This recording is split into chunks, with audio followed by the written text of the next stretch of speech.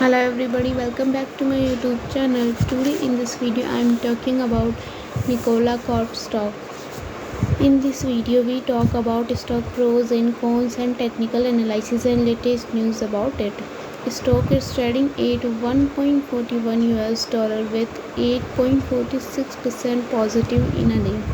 We can easily see stock was volatile for a day. The volume of stock was recently at all-time high.